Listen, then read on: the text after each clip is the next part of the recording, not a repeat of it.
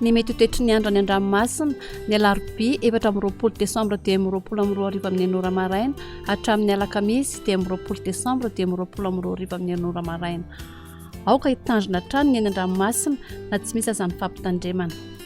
Ho an'ny morontsiraka atsinanana tanjona mibombaomba hatrany amin'ny tanjona angotsy andraona amin'ny sitokotoko ho avy atsimo atsinanana ny rivotra ka ho folatra amin'ny 20 km isan'ora hahatratra 30 km isan'ora rehefa manakaiky ny tendrony avaratra. Anonjabe ny ranomasina avy ny onja anodidina ny 5 metatra. Tanjona angotsy hatramin'ny manoro anorana malefaka ny alina ho avy atsinanana avaratra atsinanana ny rivotra ka ho folatra amin'ny 20 km isan'ora adiny mpanonja anonjabe ny ranomasina avy ny onja raha hatramin'ny 5 metatra. Manoratra ny tolanaro anorana tandrifon-drahona mahalana ho avy avaratra atsinanana ny rivotra ka ho roapolatra amin'ny 30 km isan'ora hahatratra 20 km isan'ora indraindray rehefa manakaiky ny tolanaro.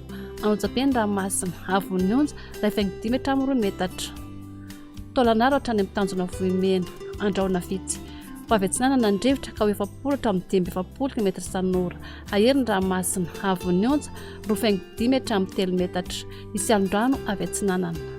Ho an'ny morontsiraka andrefana tanjona vohimena hatrany amin'ny tanjona kapo andraona amin'ny sitokotoko ho avy atsinanana ny rivotra amin'ny ankapobeny ka ho folatra amin'ny 20 km isan'ora hahatratra 30 km isan'ora any amin'ny tapany atsimo. Anonjabe ny ranomasina avy ny onja anodidina ny 2 metatra. Tanjona kapo hatrany amin'ny tanjona vilanandro anoram-baratra ho avy avaratra ny rivotra ka ho roapolatra amin'ny 20 km isan'ora adiny mpanonja ny ranomasina avy ny onja anodidina ny 2 metatra. Tanjona vilanandro hatrany analalava anorana tandrifon-drahona metatra kotroka indraindray ho avy avaratra na avaratra andrefana ny rivotra ka ho folatra amin'ny 20 km isan'ora adiny mpanonja nanonjabe ny ranomasina avy ny onja aotra 5 hatramin'ny 2 metatra hahatratra 5 hatramin'ny 2 metatra indraindray rehefa ao anaty orana.